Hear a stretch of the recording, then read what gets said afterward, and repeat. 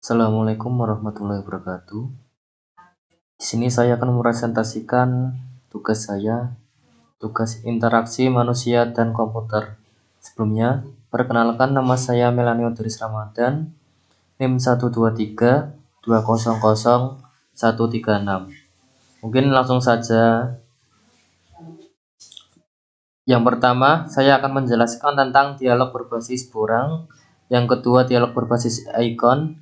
Yang ketiga, sistem penjelaan atau Windows. Yang keempat, dialog berbasis interaksi grafis. Masuk ke yang pertama, interaksi berbasis pengisian atau borang atau formulir. Penerapan langsung dari aktivitas pengisian borang dalam kehidupan sehari-hari, di mana penggunaan akan dihadapkan pada suatu bentuk borang yang ada di layar komputer yang digunakan. Kemudian kualitas tergantung pada 3 aspek. Yang pertama, tampilan pada layar yang mencerminkan struktur data masukan yang diperlukan oleh sistem. Kemudian yang kedua, penjelasan, perancangan, dan penyajian secara visual pada layar. Yang ketiga, derajat kebenaran dan kehandalan penerimaan data masukan oleh program lewat berbagai fasilitas pemasukan data yang ada pada borang.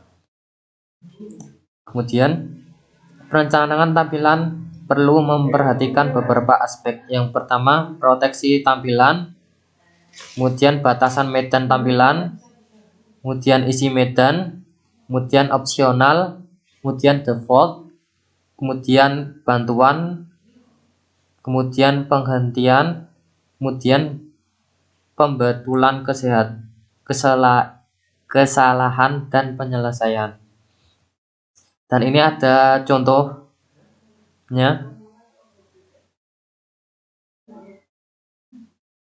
Interaksi berbasis pengisian borang atau formulir itu ada keuntungan dan kelemahannya. Untuk keuntungannya sendiri itu ada yang pertama, penggunaan sudah terbiasa dengan pengisian borang. Yang kedua, isian data yang disederhanakan. Yang ketiga, perlukan sedikit pelatihan. Kemudian beban memori rendah, struktur jelas. Yang terakhir, perencanaan mudah dan tersedia berbagai piranti bantu perencanaan tampilan.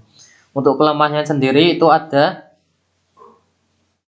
yang pertama, seringkali lambat, kemudian memakan ruang layar.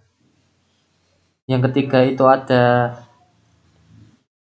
tidak cocok untuk pemilihan instruksi, kemudian memerlukan pengontrolan kursor, kemudian mekanisme navigasi tidak terlihat secara eksplisit dan memerlukan bentuk pelatihan.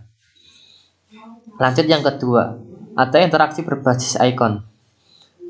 Banyak menggunakan simbol-simbol dan tanda-tanda untuk menunjukkan suatu aktivitas tertentu. Secara teknis mirip dengan dialog berbasis sistem menu, hanya pada sistem menu pilihan yang ada disajikan dalam bentuk tekstual, sedangkan dalam dialog berbasis icon, pilihan yang ada disajikan dalam bentuk simbol atau tanda. Dan ini adalah contohnya. Contoh dari interaksi berbasis icon. Ada juga keuntungan dari interaksi berbasis icon dan kelemahannya. Untuk keuntungan sendiri ada mudah dipelajari dan dikenali karena manusia mempunyai ingatan yang lebih kuat dalam mengingat dan memperoleh gambar.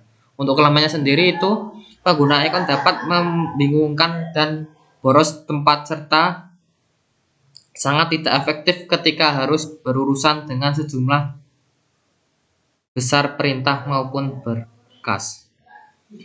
Yang ketiga, interaksi berbasis sistem penjendelaan memungkinkan pengguna untuk menampilkan berbagai informasi baik sendiri-sendiri maupun secara bersama-sama ke bagian-bagian layar yang tidak saling mempengaruhi. Ada beberapa jenis penjendelaan, yaitu ada 4. Yang pertama, sistem penjendelaan TTY. Untuk sistem penjendelaan TTY, sistem penjendela yang hanya terdiri dari sebuah jendela yang mempunyai fasilitas pemindahan halaman secara otomatis pada arah. Yang kedua, ada sistem penjendelaan time multiplex window. Sistem penjendelaan yang dapat digeser dan frame out times windows. Yang ketiga, ada sistem penjendelaan space multiplex window. Sistem penjendelaan yang dilakukan dengan membagi layar menjadi beberapa jendela dengan ukuran yang bervariasi, dan jenis jendelanya dapat ditentukan berdasar ketergantungan antar satu jendela dengan jendela yang lain.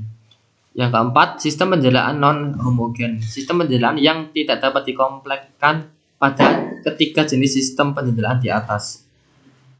Dan ini ada contohnya sistem penjendelaan. Kemudian yang terakhir, interaksi berbasis interaksi grafis. Ini cukup sulit dibedakan secara umum dengan dialog berbasis manipulasi langsung. Ditunjukkan dengan pesan atau tooltip yang dimunculkan ketika meletakkan kursor dalam suatu objek, icon, atau simbol yang menjelaskan fungsi dari simbol icon tersebut. Penggunaan hypertext seperti pada fasilitas help yang berfungsi untuk menghubungkan pengguna ke teks yang lain yang ditunjuk, di mana hypertext ini biasanya ditunjukkan dengan perubahan bentuk kursor mouse jika diletakkan di atas teks yang berfungsi sebagai link. Ini contohnya.